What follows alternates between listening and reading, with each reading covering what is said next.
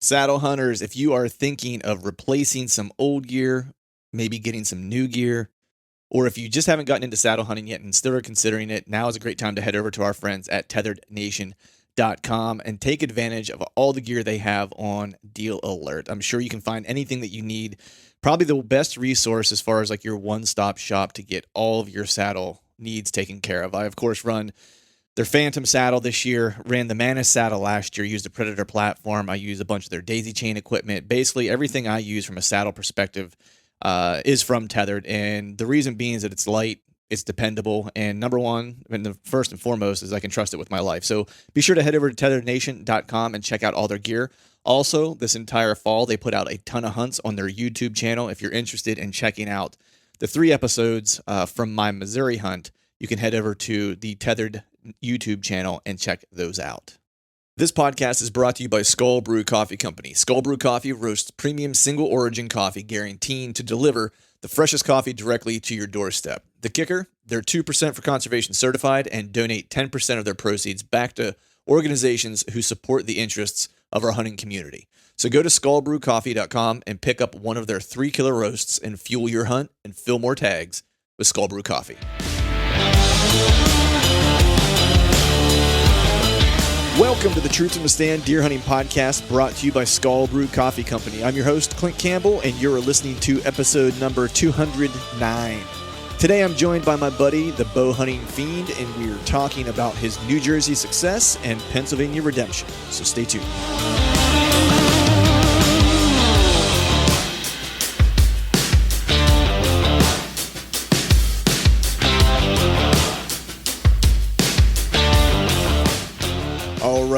All right. What is up, everyone? Happy Wednesday to you. Hope you are doing well. Hope you are feeling fine.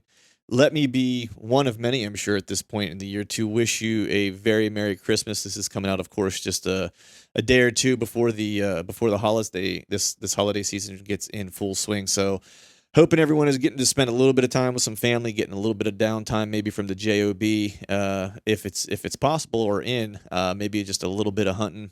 The deer season will come back in here in this area on the 26th. Though I'm hoping things will be right to where I can actually get out in the timber and maybe make one last kind of final push in the whitetail woods with my bow. Because man, it's crazy how quickly we wait all year long for deer season to come around, and it just kind of seems in the blink of an eye it's gone, and you're already starting to make plans and think about next year and stuff like that. So we have a little bit of time here where I live, I think to the end of January, to still try to fill some tags and stuff like that. So I got a lot of work to do, but we're not gonna drag this up front out very long. Got a cool show, kind of a lengthy show here with you today.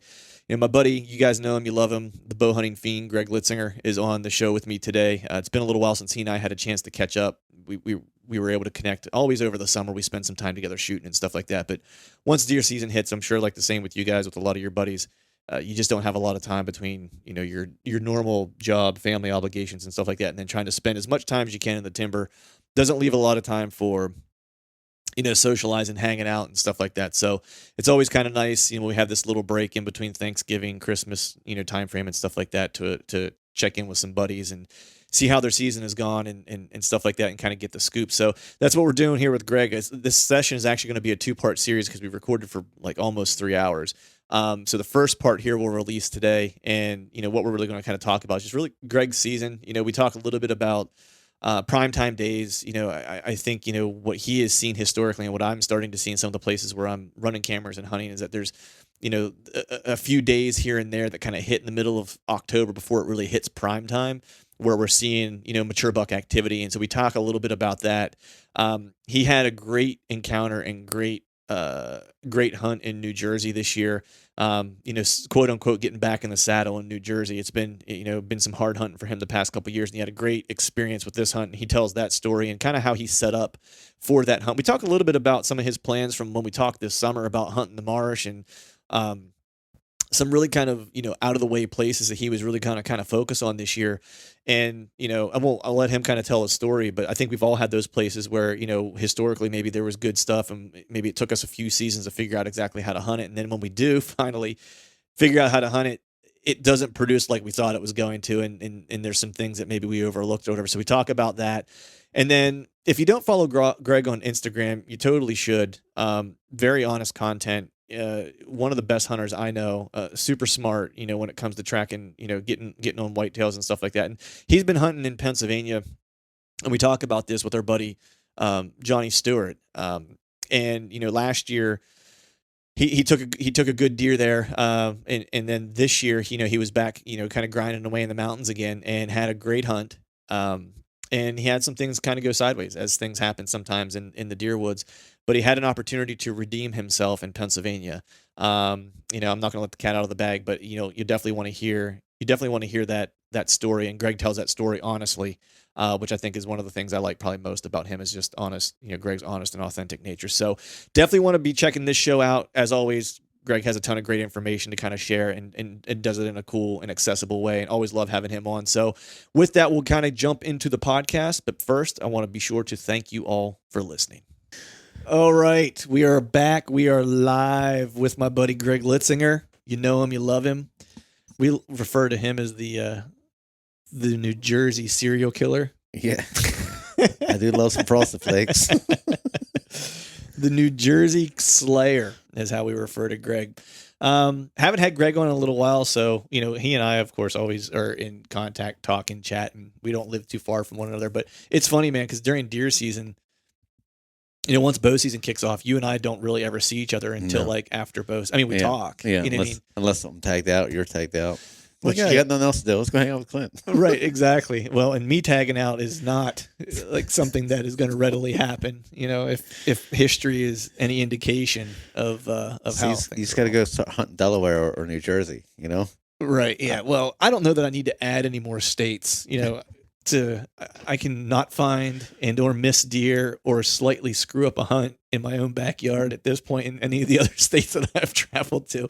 I've kind of proven myself in that capacity, man. But you've had a good season to this point, man. Like I know you're holding a couple tags, and we'll talk about that. But it's been a while. Feels good.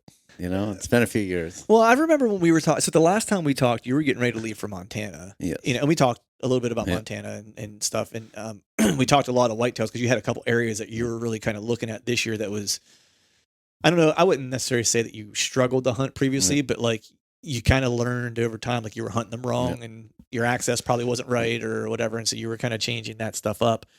And, was that, so I guess let's dive into that specifically. Like, so how were the hunts in those particular areas? Because you had some kind of marshy places where you kind of had mapped out like the drainage features and stuff like that to use to get in or whatever, because you found that they were kind of, the deer were using like this one kind of getting pushed into one particular spot. So tell me a little bit about the hunts in those particular areas. They were awful. Perfect. Absolutely. I love when you do like a ton of work for a spot. Yeah. And it just doesn't work. Seeing deer, not the deer I would, even lift my bow up or anything for, but the quality of bucks in the area, I don't know if it's the CWD, EHD, XYZ, whatever. LMNOP? Yeah, whatever's going on, but the cameras were just horrible. Absolutely horrible, and my visual sightings were horrible. Really? I didn't even see a lot of bird hunters. Like that whole place was off this year. I don't know, because you were saying before, like you were seeing duck hunters and stuff in that spot, like frequently. Yes, and just nothing. I didn't see people. Usually in my cameras I get bird hunters because I get overgrown fields cameras. Like I didn't even get bird hunters. Hunting there, I never hear shots. Very rarely hear shots. Seen a few rabbit hunters. Talked to a few rabbit hunters, and they're like, we're not even seeing rabbits. Really? These guys, I've been hunting here 10 years, and he's like, it's just awful this year. I'm like, yep. Yeah. I get bucks, but it's like, where's them? I was getting 140s, maybe pushing 150. You seen that shed I found? Like, yeah. It's ghost town. Nothing. And I put cameras out 3 weeks ago, and maybe they're going to get pushed in there late season. Maybe the food was too good everywhere. Like, I don't really know, but 3 years, I figured I'd have it. And it's like, just nothing. Everything you thought leading up to that point, chip it away, and it just turns into just. So this was the third year that you hunted it? Yeah, it's just straight poop sit, man. Every time it's like, that's crazy, man. Yeah, you know what I mean. Like especially when you start. So that's my biggest fear for the one spot that I'm hunting right now, or that I hunted this year. Right, is that I sent you a picture of that one. Yeah, there's a couple really good deer in there. That was a hammer. Yeah, and I screwed up on one that was smaller than him, but it's still a really good deer for the area. Well, he was a good deer just in general. He was over Pope and Young on public land. It's a good deer. But the one was a legit hammer, and I had him like multiple times dead to rights, like should have killed him, like knew what he was doing. I'm not going to continue to bitch about it, but Sunday hunting, screwed me twice, and that's why he's there. He's like, oh, Sunday hunting's free. Sunday hunting, well, that, and then, I think I said this on a previous podcast, but on the 30th and 31st, right before I was leaving for Missouri, like the weather wasn't great, but I knew like the trail camera, like I had a cell camera in that general area, and the traffic was just like picking up, and does were hitting one of the primary scrapes that are in there, right? That's always good. And I was like, oh shit, and it was the time, right? It's like it was all kind of ramping up that last week of October. But as well as anybody, it's like that doesn't necessarily hold true in like every place, yes. right? It's like some places that last week's dynamite, some places it's the first week of November, some places it's the third week of October. Yeah. You just kind of have to watch and see when those does start to come in to know when bucks are gonna really start to move, Yeah. And so I was watching this particular camera, and it was just like, and I was like, oh shit, man. I was like, the 30th and 31st is going to pop off. Yeah. But I was getting ready to leave for Missouri, and there was no way I could take 2 additional days off before I left for work for 2 weeks, you know what I mean, to try to go hunt it. And I'm literally sitting in my home office working, watching that big deer hit that particular scrape multiple times over the course of 48 hours. Yeah. Like where it's like, I probably would have had, from what I saw on camera, yeah. I don't know if he maybe was around there in that area, like, and he didn't pass in front of the camera or not. But from what I saw on camera, there were 4 opportunities in 2 days to kill him in daylight. That's just from these last couple of years with cameras over scrapes, even out in PA. John and I talk about there's like a 2 or 3 day window when that buck first comes in, especially mature buck. Mm-hmm. It's pretty much 48 hours, and then he's gone. Yeah. He's in there. He's going to get it dough. He's going to find something in that 48 hours, and he's gone. And you don't know when he's going to come back. Yeah. And that's the tricky part of hunting scrapes. If you're literally off by 2 days, it's active, but that guy you're trying to kill, he's already with a dough, and see you later, alligator. Right. Especially if you're hunting a specific deer. For me, there were 3 in there that I was happy to take, and they were all hitting it at different times and whatever. It's interesting though, because he showed himself the first time in daylight on October 15th. That's a funny story about those dates. It's just really random. Like I would have never thought that. I would have thought I would have got him like on the cusp of like dark, or like gray light, if I were going to catch him at all. You know what I mean? Until like we got to the end of October, but he showed up, I think 3 times. Once with like 45 minutes of shooting light left on the 15th, but he showed up 2 different times, like right on the cusp of, I don't know. I mean, the picture was dark, a nighttime picture, but it was on the cusp of like, maybe you would have had shooting light if you were in the tree. You know what I mean? Like, so, because I find, going back 10 years with cameras, when I used to old white flashes, and October 15th, 16th, 17th, up to like 20th, there's a lot of mature bucks start day walking, and I think they're just trying to find their little harem, see what the does are feeding, especially in the areas where you don't really know what the food is at. It's like ag. I'm going right to here. If you got just oaks, well, the oaks over this side might be popping this year, and next year's this side. So I think he's forced, because he's only going to breed one. I think these deer around in pressure areas, a couple does. He's fine with that. He's going back in survival mode. So he wants to get that first one that comes in heat, get one underneath the belt, so he can go back and recluse, and get that out of the way almost. Mm-hmm. And I think that's like an evolved maybe pattern.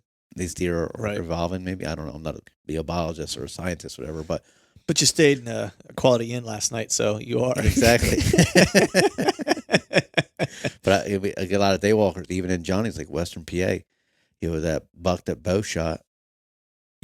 Shout out to Bo Martonic. I gave him a shout out, I think, in the previous podcast. He killed 2 for 2. Killed a freaking hammer. Yeah, killed my deer. Thanks, Bo.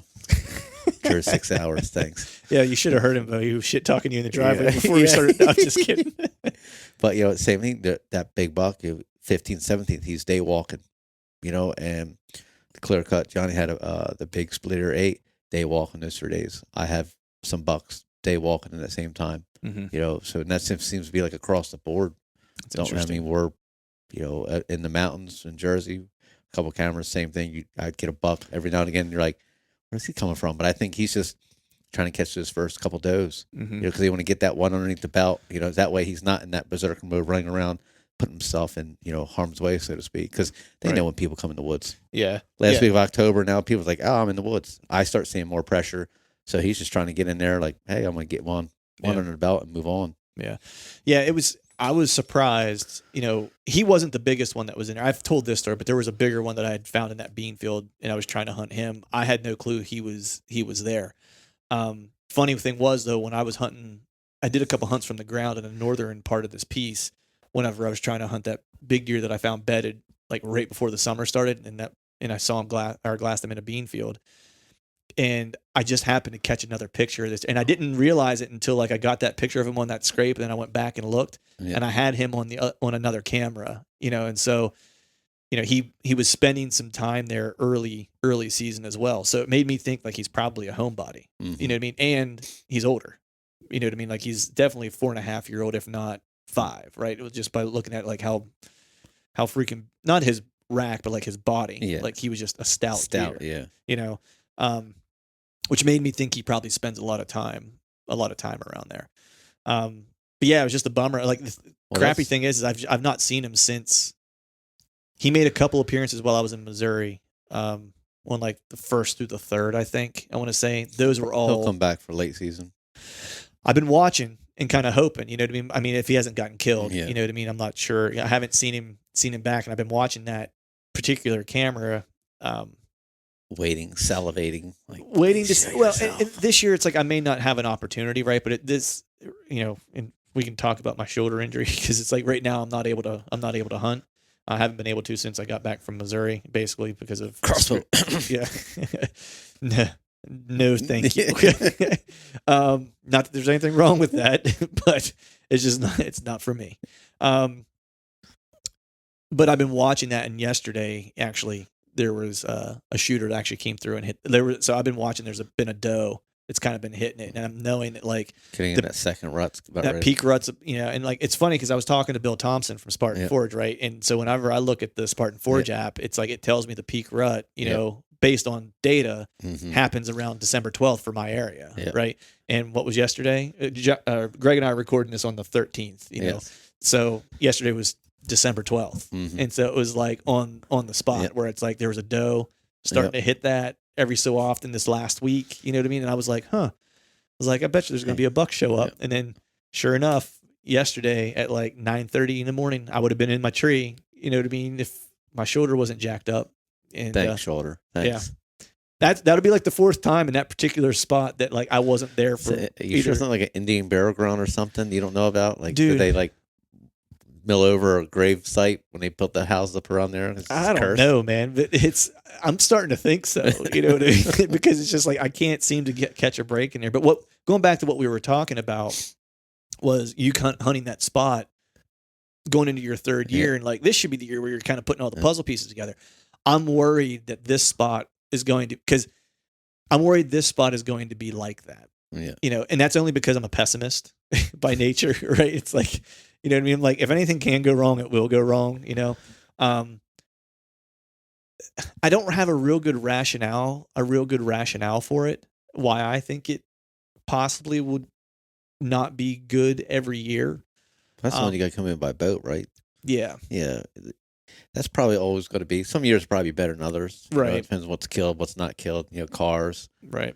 The lucky gun hunters. Yeah. Or lucky bow hunter, or even the guys putting in work. Yeah. Because I know, like some of my areas I hunt, like the big woods, when the clubs have really good years, it sucks the following year. Right. Because they kill a couple hammers and a couple up and comers, and it's like, oh, you just took like 5 really good deer out. Like, well, that's 5 less, and then you cut a few dinks on top of that, and you're like, oh, yeah, like the one club, by me, I always drive by, and they didn't really have much on their pole. They had a bunch of smaller bucks. So I know that area because they drive the snot out of it. Right. There's probably 10 guys that do a lot of driving.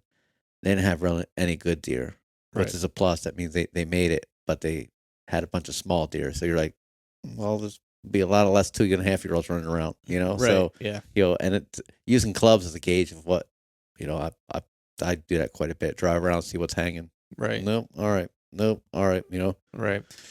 Yeah. I don't know. I mean, I'm really interested to see how this particular spot plays out over the course of like a couple Yeah. seasons, because I do think this particular area could be good year over year. To what caliber, I don't know. I mean, the deer that I had in there this year, that's like, you don't get one of those every year. Like, just in general, Yeah. you know what I mean? Like, I mean, that deer just by cameras, a 130 caliber plus deer, from the side yeah. profile. Yeah, as an 8-point. Yeah. You know what I mean? And it's hard to tell because the camera's kind of up high, and actually where the camera is set up, like that picture, it's pretty far. Is probably like a good 15, 20 yards away from the scrape, because I was trying to keep it away. I didn't want deer seeing it. I just wanted to know what was in the area. It was really all I was trying to get. And he's a slob, and just a big body deer. Like, it'd be super cool to kill him. Yeah. The part that baffled me though, man, was, well, so one, going back to the spots that we ended up scouting together, like the one mountaintop swamp, jack shit. And that rub line or the rut, like the rut corridor that we found, nothing. Jack shit. You know what I mean? Well, there was also people. I was getting people on those cameras too, and so that spot might have been good. Other people seen that, just push the deer out. It was just pressure. Once the pressure gets too much, they're just come through. It'll be nighttime activity. They know that those are. I'll just wait till dark. Yeah. There was a couple bucks, but there just wasn't anything. Clint Campbell caliber. Well, I wouldn't even say that. I mean, like they were young deer, like year and a half, small 2.5-year-olds, Forkies, small little basket six. I thought he was much bigger when I shot him. Right. He looks so much bigger from the tree. Right. No, that's a 4-pointer. They look the same from 50 yards or 5 yards. Right. But and then the other spot, you didn't scout this one with me. Well, I'll talk about the one that we did scout together around that body of water. Yeah. That camera, nothing. Like, so weird. Forky, which was like, I mean, that rub that we found. I mean, unless that deer was dead and there just wasn't another one to take its place yet, or just nothing of age. Yeah. Now, I will say this. I went and grabbed that camera because it was still out. I grabbed it like a week ago or 2 weeks ago when this comes out, and someone stole the SD card out of it. So I didn't get what was in there from like mid-October through November. So there could have been a cruiser, but how high was that camera? It was probably 9 foot. Somebody's got climbing sticks. Would have had to be because the tree's small. Like they couldn't put a climber or anything on it. People are asses. Yeah. So I mean, didn't steal my camera, so that was a bonus, I guess. But I would almost rather them just took the camera. Like, 'cause I opened at that point, you're like, I opened it up and I was like, sweet, man, I haven't checked this thing for like... See, Chad needs to have his camera set up. You can read to the card and the camera up to a certain amount of pictures. I want to do both. Right. Chad, you hearing this? Hook it up. So if they steal an SD card, there's still some pictures in there. Right. There's uploaded. They went somewhere. Yeah. Like a little onboard memory or some sort, to where it's like... You see some hand, like, I know that hand. Right. Exactly. And then the other spot where I had told you about was around that clear cut, the bedding around that clear cut, like that ended up producing there was that one bigger deer that was on there that was an 8-point. He was probably close to the 30s as well, but he disappeared like right as the season opened. Like, and I never laid eyes on him again. Nothing there. He might've came through in November, cause I had a picture of a good deer, had it on camera mode, mock scrape, killer setup. Came through, but it was at night and he was just too far away, and he was actually back away from the camera going through brush. I could just see the frame and I couldn't tell. I mean, it looked like a bigger deer, so very well may have been him. 140, man. Look at that thing. That's all day. Saw 140. Yeah. I'd see something moving. That's 140. Trust me, I can see through brush. Yes. It's all good. That's just a twig. That's his antler. That's his antler. That's an oak tree. Yeah. That's his antler. That's his antler. And then there was one other decent buck that came through there on like the 13th of November. And so what that tells me is that I hunted it a couple times earlier in the year. Those are rut beds that I found in there and aren't, early season beds or, pre-rut beds or whatever. Like, too, like, is there acorns up in there?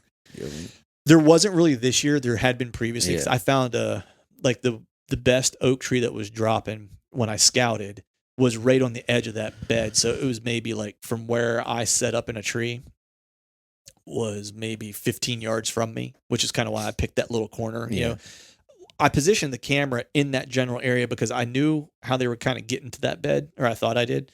And I knew that there was an oak tree that was dropping there. And so what I wanted to see was like in early October, are they coming through and feeding there, just coming out of this bedding? And if not, then that means they're probably not bedding in here, like during that time of the year or whatever. And if it really picks up in November, then I'll know that that's really rut bedding. And then that's just a food opportunity along the way as they're moving through, and it's not a destination per se, you know, unless there's like no oaks anywhere else, you know. But there's plenty of oak trees in there that I'd have a hard time believing that would be like the lone one necessarily. The crazy thing was when I put that mock scrape up though in the summer, dude, bucks. I mean, put it this way: if some of the younger bucks made it through this year that were hitting that, I had bucks on it all the time, just not mature bigger deer, right? They hit it every so often, right? But even in early season, I had bucks in there like almost every day. Like it's just like this little crossing that they're using, and they're staying right along the edge of that cover. And there's does. I know there's does bedded in there, and that's obviously why they're cruising it during the rut and stuff. But that little area was a busy little hub, hitting that licking vine that I had there like every single day. And it was really weird, man. Like once like October hit, the acorns shift or pressure shift, one or the other. Yeah. And it was like, well, even deer were still coming through, but the scrape wasn't opened anymore. Like they kept it open. Like I put it in there in probably like July, and they were hitting that branch and hitting the scrape like from July till October. And then like once October hit, they really started leaving it alone, which was really, really weird. Like I didn't expect that. Like I thought it would have heated up and just gotten crazy, but very little activity on it, which was weird. So, you know, knowledge for next year. Yeah. You know what I mean? I'll need to put some more time in that area. Cause I think I have an idea. I think it's classic. I would love to take you there just to kind of suss it out, because I think it's one of those classic setups where I'm at, or where I had that camera was, in the good stuff for cruising.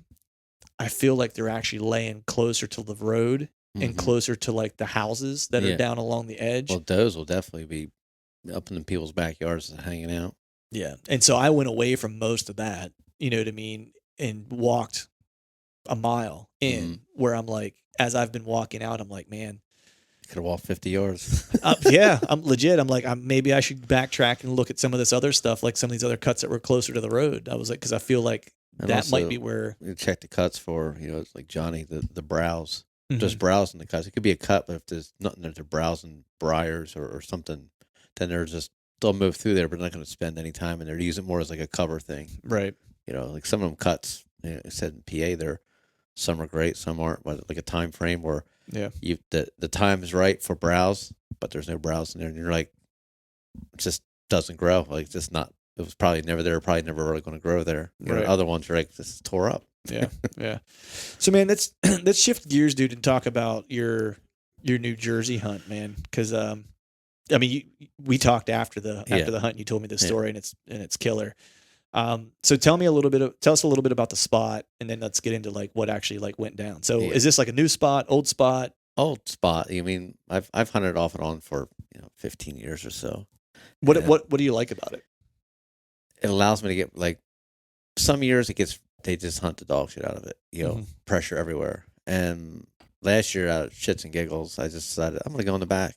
Like way back there. And the old abandoned cart road, you got to get back there. Usually, when people hunt it because it's people trim it up. Right. I was literally crawling through blowdowns, so I'm like, ain't been back here in a long time, because it's like blowdowns on top of blowdowns. Like I'm literally like, I'm a little dude, and I'm like, man, it was a struggle to get back in there. Right. The reeds are overtaking the road. I'm like, awesome. So, and that kind of stuff you can clearly see when people are going through there, because they're breaking, even if they're not trimming, they're breaking brush to get through. For me, like all the going down in there, there was half dozen blowdowns. I didn't trim anything up. I just got tore up getting through there, like literally like commando style, like pulling on your back, like pulling yourself with branches, trying not to break anything. Because I noticed that if you look at humans, because we're going to step over, I'll crawl under. It's like, well, all right, I can kind of squeeze in there, but if you're going through stuff, you're going to be breaking this, getting in, or cutting it. Yeah. So if I trim stuff, I'll trim up from the bottom, because nobody's going to get down on their hands and knees, like, oh, look at that hole. It's, like, I don't mind crawling on my hands and knees. Right. So it's just, great. And the sign was still the same as it was, 10 years ago. So I was like, I'm going to hunt this. And So what sign were you seeing? just scrapes, rubs, big tracks. See, that time of year, their standing corn was nearby. So I know most of them out there, but some spots, just big tracks, Right. So I had to put 2 cameras way back there.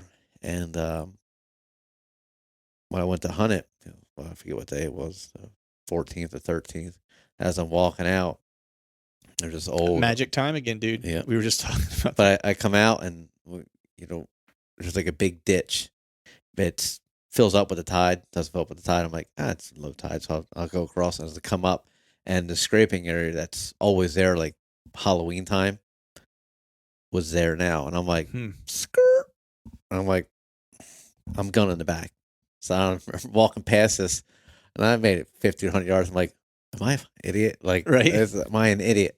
So I literally backtrack, which is worse. I already walked through like the scrapes. So I'm like, it's like, how many ways can I screw this up? Yeah, basically, I walk back through. It's like, and it's like tall grass, and you're like, it's hot. So it's like, oh well, I'm literally said with the wild edge steps I had to go up this tree that was bent, and any steps going up sucks. But using anything with the aider on an angle, it's awful. Yeah. But I got up it, and then I put the platform on this tree. I'm literally like hanging. I didn't even need a platform. So I'm literally just, the tree's bent so bad. I'm literally just hanging in the saddle. So I'm like, my feet like not even touching. Like I couldn't even stand up on it. Like, so I had to like alter everything, like lower everything down so I can actually like push off, because it was like the worst possible. I could shoot the scrape, and try and shoot everywhere else was just shitty, basically. Right. So I'm sitting there, and it's like hot signs. It's just hunt it. It's there's some bedding in there. It's kind of a thick overgrown area. People don't want to hunt because you got to hunt from the ground, and it's just, even that, it's still 10 yards as far you're going to see. Right. So I was like, all right, these bucks are bedded here. Acorns everywhere. I'm like, there's bedding close, trying to catch those, and worked out like you would think. I'm sitting there like getting close, still nothing yet, and all of a sudden it's like, oh, there's a buck. Oh, there's another buck. Oh, they're fighting.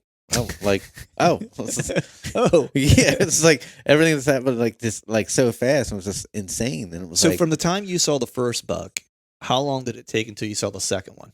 were they together? They were coming almost at the same time frame. Oh, Like, really? Yeah, they weren't on the same trail, coming through the same area, but just one and one. Right. And it was like they were like meeting up the battle. It was almost like it was like a planned thing. I'm gonna meet you at the playground at 2:00. Because right. where they kind of came in, it's like, why would this one come from over here and here? And they were just going at it. Like, How long do they throw down? maybe a minute, like just something like, and they That's were like, cool. yeah, they were like, coming out and just like rams and just throwing, like, and there's the ones pushing this way and next pushing this way, down the ditch, up the ditch, and it's like, Have you ever seen that before though? never up close and personal. I've seen it like out in the field with binoculars. Like last year, I seen a 7-pointer and this other deer go at it, like right by the road. Like I walk all the way back, and deer comes out behind this house. One comes out this way, and I'm with my binoculars, and they start going at it. And I'm seeing my truck. I'm seeing these deer like battling, and it's like, great. And that's the closest I've ever seen. Right. Here I am, 300 yards away. Yeah, and they were like almost like hitting my tree. Like it was wow. in on his ditch and over here, there, and it's like through all the chaos, I don't remember picking up my bow, like, because I'm just watching it, and Right. but I guess at some point in time I picked my bow up and I spun around because they're on the so-called weak side, Right. and and the one broke out, and the one I shot kind of broke up this way, and it's like, next thing you know, it's like I'm pulling back. I got my pin on, and I'm like, I'm shooting this deer. Like it was just like I just completely blacked out because I was so immersed in that fight, and it was like, this is the coolest thing ever. And I don't remember twisting or doing anything. Like I remember like, oh, I'm pulling my bow back, and it was like, This is happening. yeah. And that was that. It's pretty cool. And the shot was, I let him lay overnight, which I didn't need to, but I had some gut in the arrows, but it was extreme, quartering away. So I was aiming at that, that rear ham to drive up through, and Right. the shot was right where Needed to a little far back, but in that same general area. And Right. he went 200 yards, maybe 250. I think I would probably say, looking back now. Right. And but he was dead minutes after shooting. Good blood. Yeah, like Yeah. I didn't really Easy struggle. track. Yeah, I didn't really. He kind of in this little grassy spot, and there's a little bit of struggle to find blood, but it was there. I just wasn't on my hands and knees because it's Right. like fall. You get anybody who hunts grassy areas, like 12-inch tall grass. There's a lot of blood there, but you gotta find it. Yeah. Yeah, yeah. So let me ask you this, man, because I've heard sparring in the past. I've not actually seen it. Like I've heard deer sparring and knew what it was because they actually sparred right in front of a trail camera that I had set up, Mm-hmm. and I was hunting that morning. It was like 2 years ago. Opening morning. It was actually at my dad's property, and crisp, super. It was one of those like oddly crisp, like early October mornings where it's like probably a little bit unseasonably cool. You know what I mean? And it just felt, you know how you get out in the woods some mornings and it just feels deary. Yes. You know what I mean? You're like, oh, this is just like a good day to be in a tree. A good morning to be in a tree. Good day to die. Yeah, exactly. And I just started hearing like what I thought were antlers, and I was like, man, is that those antlers? You know, It's a person. well, I knew there wasn't a person, or it shouldn't be, right?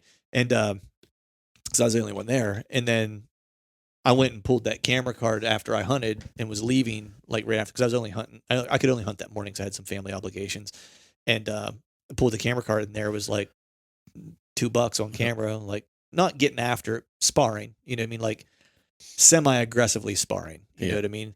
And that was really cool. So my question for you is, because you saw it so close, right? I don't remember if I've ever asked you that or not, but number one, do you ever rattle? No. No. And two, what did it sound like as far as like in comparison to like someone trying to mimic deer antlers cracking together? I've, by me, a lot of people rattle, and right off the bat, I'm like, that's a human. Yeah. There's no crash and bang. Like this was full on, like sticks breaking, leaves. Right. And the stuff you see on TV, like what they do in Texas back in the day, and what they do in the Midwest, that's pretty much what it was. So if I ever do rattle, I'm literally mimicking that straight up. Like I'm just gonna from a tree. I mean, you better be raking the tree and doing all that stuff because it was noise, grunting. I mean, it was insane. Like it was such a cool. Like I really wish I would have my camera. It was like one of those. Right. I need to downsize my camera arm because I just using the saddle and everything's in a backpack. Right. My original lone wolf arm. It's just too. There's just too much crap. Yeah. I like the streamline aspect of everything now. Yeah. Yeah. So, you got in the game. Yeah. Because like having your I remember when we first started talking about it, you were giving me shit about it. And then, it was just the way you hunt. I knew like you saddle hunted before I ever did. Like you tried it way back in the day. You know what I mean? And that I think was part of like what your apprehension was about trying it because you were like, man, that sucked. Yeah. You know what I mean? Because it wasn't comfortable. Yes. The gear sucks. Like whatever.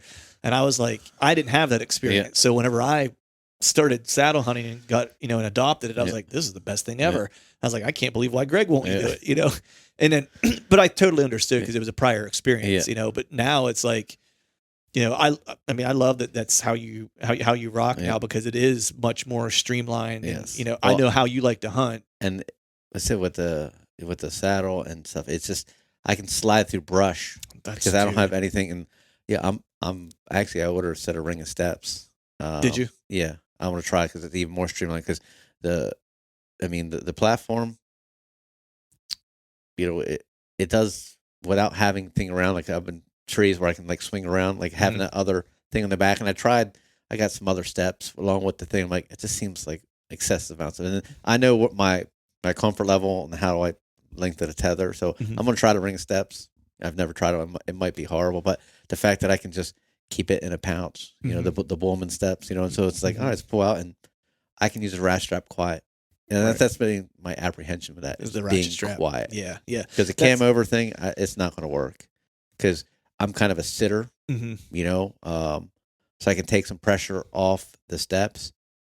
But when you go stand up from that, not having pressure on the steps, if I was a stander, I could probably use a cam over strap because there's constant tension on that strap. Yeah. But since I'm kind of like, I'll let my feet up a little bit. So, just. There's some movement there whenever you apply pressure. Yeah. Stuff. Yeah. So it's like, I don't want to have a bark break and it's like, I just lost a bug. Right. Yeah. I mean, for me, you know, I didn't even plan to talk about saddle stuff, but it's cool that you brought it up because now that I can't hunt at the moment because my shoulder's jacked up. A lot of what I start doing is like thinking about what am I going to start to like. Well, number one, where am I going to scout? What are my plans for next year? I start kind of like doing that. I mean, I haven't given up on this year yet. I'm hoping I can still get out in late season, like as we go, because for me in the special regs unit in PA, I'm basically able to hunt all the way through to the end of January. Yeah. You know, so I still have like a good solid like month and a half of Doe hunting tags. Yeah, I've got some doe tags. Yeah. So, I have all my tags, dude. I could go back to Missouri. I could go to another state. I could hunt like I've not filled a damn. Make it thing, rain dude. with the tags, dude. Yeah, I'm going to go to the bow hunting strip club and just like start making it rain, dude. I'll make it rain in multiple states. Yeah. I got 2 unused Montana tags. Yeah. So, but what I start doing is I start thinking about like one, you know, you and I were like, you had never seen the trailer like up close. So I kind of showed you that. And so it's like, you know, there's not a lot I want to change on it necessarily. There's a few things that I might do. They're not have to do's. They're more things like if I have time and if I think I need to. Just become friends with smaller people. Yeah. Chad, you need to shrink. Yeah. Like shrink it down a little bit. Yeah. And then I do start thinking about like my gear and, you know, what I might want to change up for next year. Cause like you're saying, it's like,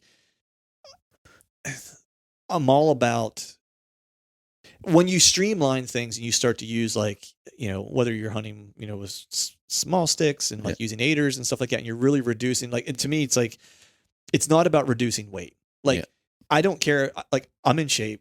I can carry weight. It's not a problem. You know what I mean? The issue is and becomes like, how is that weight distributed and how does it carry? Yes. Right. And that's the thing. It's like, unless you're hunting with like a frame pack or something like that, right? Which is extreme overkill for whitetails and just more than you need. And it's more than I want hanging in a tree with me. You know what I mean?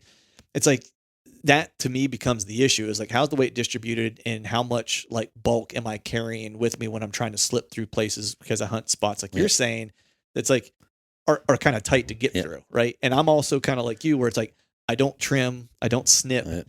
I like to try to go in and like not disturb whatever because I also don't want other people seeing how I've gotten in and out of a spot. You know what I mean? That's like because if I trim it and make it easy to get into, I'm not the only one it's easy to get into for anymore. You know, and so I've started thinking about you know how I want to kind of tweak my gear and like I think so it's interesting you mentioned Ring of Steps because I'm considering it. Yeah. I used a platform because it was easiest for me to transition from hunting out of a stand to hunting out of a saddle. If I had that familiarity under my feet still, you know, but I'm willing to kind of try to see if I can make, you know, a Ring of Steps or something like that work just because, dude, it's so small. You know what I mean? It's like you just toss it in a pack and you're done. But the big change I'm going to make is I'm actually starting to build a single stick and rappelling system now because it's too much work for me. Sorry. The single, it's actually not. Well, I shouldn't say it's actually not because I haven't built it yet and done it. You know, so I'm speaking a little out of turn here. But like, as I'm thinking about it, I'm like, you're still using an aider on one step, right, or on one stick. So your first move for me is going to be the same distance as the first move would be for me as I hunt now. It's going to be 7 foot, right? And so then it's really just like, how many moves do I need to make after that? You know what I mean? And so for me, it's probably only 2 more moves because I really don't ever need to be I don't hunt much higher than like 15 feet usually, 15 to 20 foot. It's never over 20, you know, it's like, that's just places I'm at are thick enough and enough cover. I don't really have to worry about it. And being able to get out of a tree that fast and just like zip down and gone and have like only one stick in a Ring of Steps, it's like I'm carrying nothing then at that point. And that's more what I'm trying to get to is like, how can I carry nothing? Yeah. I watched those guys that just, for me, like I said, I'm happy with my wildhead steps and the nader and swader. I got it down where it's like boom, boom, boom, boom, boom, boom. Like, how many steps are you using? I'm getting 5.5 foot per step. Okay, so you're using probably 4. Well, I can use 3. It will get me like 19 feet to the bottom of the platform. Oh, really? Yeah.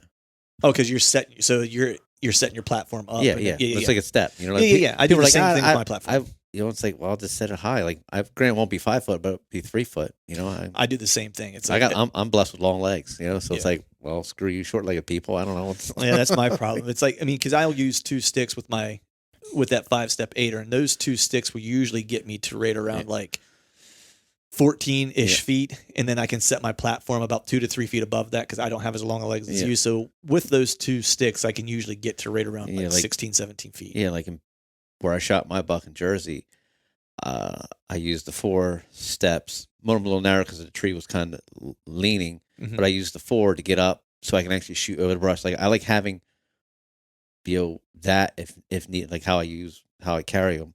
I don't leave them at the base of the tree. I bring everything up with me. And all right, I need another step to get around this branch or knob, or this needs to be lower.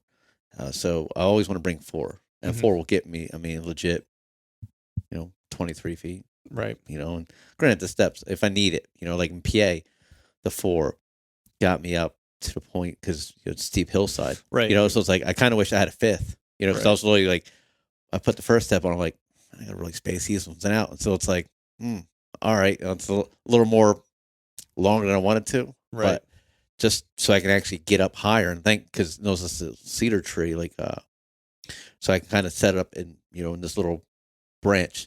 And every day that kind of came through was super early, like looked up, right? Because it's like, hey, what is this? But I had that little bit of cover. If I were to just limit myself to say I'm going to hunt 15 foot, or I'm just bring 3 to get 15 foot, I would have been pegged. I never probably would have been better because I probably would have not got a shot. Well, so that's the other reason for me with wanting to use a single stick and rappelling, because I'm only limited by how far I can climb by the length of my rappel rope. Yeah. You know what I mean? So it's like get 30 foot of rappel rope. It's like I can climb 30 feet if I need to. Not that I would necessarily do that, but in cases like where you were at, where it's like, if the deer are going to be coming on your uphill side and the wind dictates you need to be on the downhill side of them, and however much vertical feet you're losing to them based on where the trail is in relationship to your tree, you might be climbing 20 feet and only be 5 foot above where they are at eye level. You know what I mean? So, because some of that country's steep out there. Yeah. On that point where,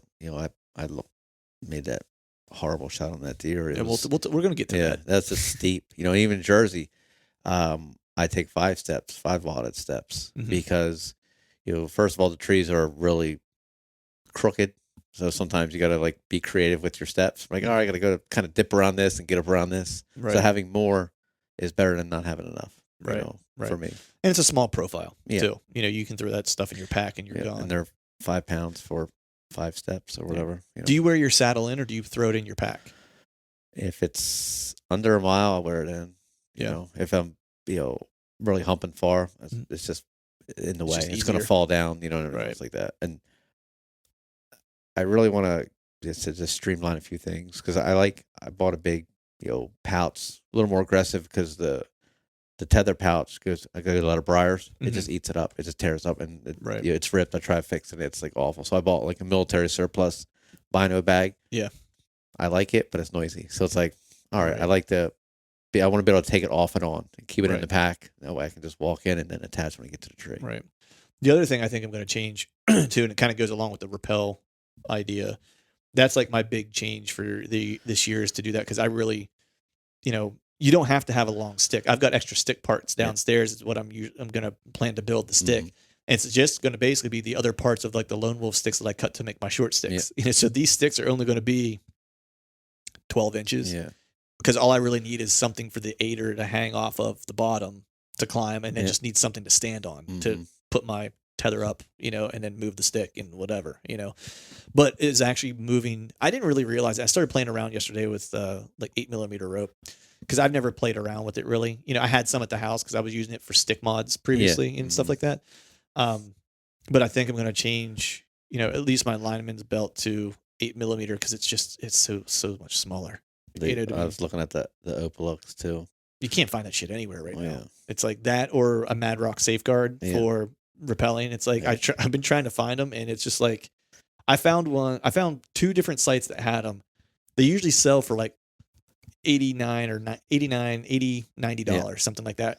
This site was $160. Yeah. It's because there's, I don't know. Everybody's quarantined tinkering all the time in the world. Right. Well, that, or it's I don't know too. It's I think they're made in Taiwan or something like that. So it's I'm sure the whole supply chain issues of the pandemic and stuff probably have that on getting screwed up as well. But there's a lot of pissed off rock climbers, I'm sure, going like these damn saddle hunters buying up all of our rock climbing gear. But so that's my plan for this year, man. I think that's the tinkering I'm gonna do is gonna be mainly with that. One thing with the bow, maybe, and that is possibly you just going to a whisker biscuit and getting rid of the drop away. Does that pain you? Yes. Why is that? And the biggest argument that people will say whisker biscuits, it's a fixed position rest. Right. All the pros use blade rest. Right. Yeah, they're pro. There's a reason they get paid to shoot X's and be precise. Right. They can shoot upside down and still hit an X. The average person, high pressure situation, there's a chance you're going to torque that. If you torque that grip, you're torquing that rest. And I don't know what happened. I went way left or way right or way down. So the rest, a high quality drop away rest, it can't be beat. It eliminates errors. It has a cord, it has a spring. All right. If you want to look at that, you might as well just go shoot recurve, and shoot off the shelf. Like, all right, there you got nothing. Well, you still have a string then.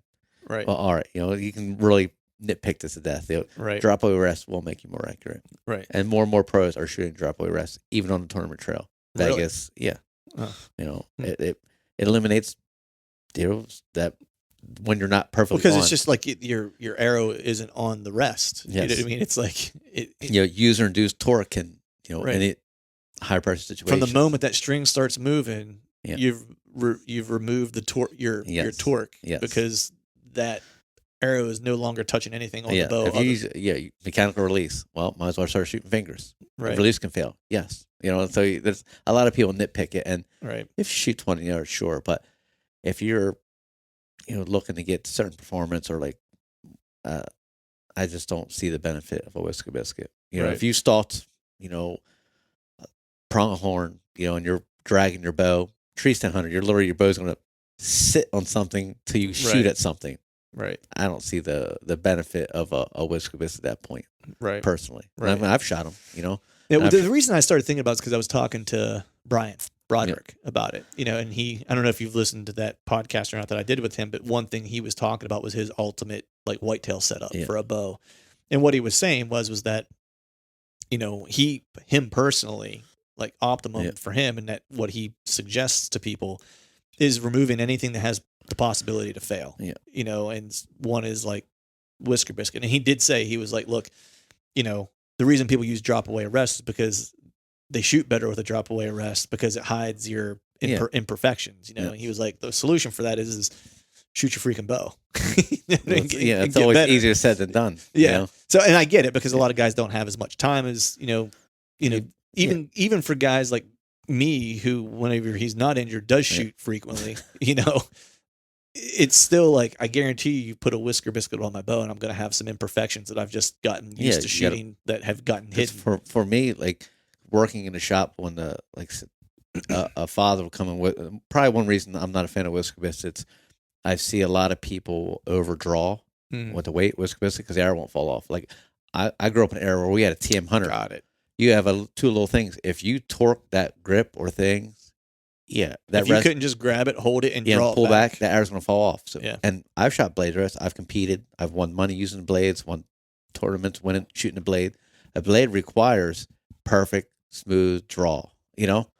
Well, it's a good learning tool, sure. Right. If you want to shoot a whisker biscuit for hunting, find an old TM Hunter and shoot out of a tree of a TM Hunter. If you can do it nice and smoothly, throw a whisker biscuit on it. But most people can't. You see women, you see people that are sky drawing, trying to pull the weight back because a whisker biscuit will literally hold your arrow at a certain spot. So you can overdraw, you can torque it don't move. So you don't know you're inducing torque.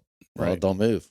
Right. Until you release the arrow and then. Exactly. Now, even on like a drop away, if you pull your bow back, canted 45 degrees to the right, it's going to fall out. You're going to make, I level the bow up. With whisker biscuit, you can literally pull your bow back, any which way you want. So you could be putting torque on something. If you have terrible form, you definitely need to work on it. Right. And whisker biscuit hides that, in my opinion. Right. Because I've shot deer with whiskey biscuit. You know, Right. I've lost deer with whiskey biscuit. I lost deer with drop away. You know, there's really no end all be all. But Right. for me, I want perfect arrow flight at release. Right. You know, Well, now you're making me think about it again, man. I was all like set to go back to. I'll try like, it. You know, I might. I'll give you a blade rest or like a 3D blade rest. We can, you know, great. Yeah. Well, if you can. If I can make it happen with that. Yeah, then a whisker biscuit's going to help you. Or what I would maybe do is I have an old whisker biscuit downstairs in my archery closet. It's like maybe I throw that on during the summer and just shoot with that because it'll make me tighten up my in my shots. You know what I mean, to be more consistent. Yeah, shoot some 3D with it. Get some high elevated heart rate shooting in. Yeah, because everybody shoots fine in the summertime. Yeah, flip flops, sandals, even ground. Yeah, it shoots great. Yep. You know, shoot out of a saddle when you're twisting, turning, and a deer of a lifetime's there. And if you're not paying attention to your bubble, you know, or anything like. Yeah. So maybe that's what I do to help, you know, make it harder on myself during the summer. Yeah. That way, when I throw the drop away back on to get ready for hunting season or whatever it's like, then I'm tight. Yeah. So nothing against whisker biscuits, but I think you have something against whisker biscuits, dude. Yes. Greg's got a vendetta against whisker biscuits. One did him wrong somewhere in his life. Whisker biscuits. Plus, too, with the micro diameters, too, like I've, you know, with the day 6, I mean, they're small arrows, and there's a lot of playing that whisker biscuit with them small arrows. They don't really. I didn't think of that. Yeah, there is some, you know, wobble. Wiggle. Yeah, you know, and I don't know. That to me is just like, you know, at least my little drop away, the V, it sits in the V. You know, right? It ain't going anywhere. Yeah. So, man, let's move on to the Keystone State. Man, you know, you've 2 for 2, dude. So I want to take you back to last year, I think, where like before you went to Pennsylvania, we did our normal right before season podcast together or whatever, or at some point. I don't remember exactly which one it was because we did a bunch of them together last year because we did the whole series together. And you were kind of giving me crap a little bit because you were like, you go to a state, kill a deer, like whatever. You're like, I go 15 years, I ain't killed one out of state yet. He was like, it seems like every time you go to a new state, you come home with a buck. You know, it's like it just give it. So I just want to say congratulations. You're 2 for 2 going out of state.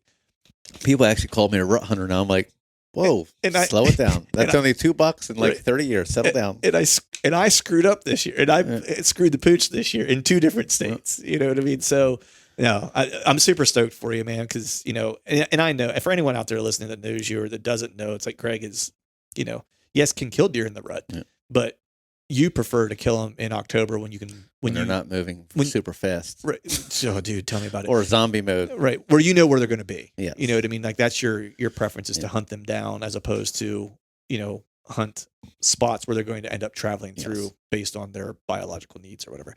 So, second year headed out to this particular spot in PA. We won't mention it by name. That way there's not a bunch of people that show up there going forward.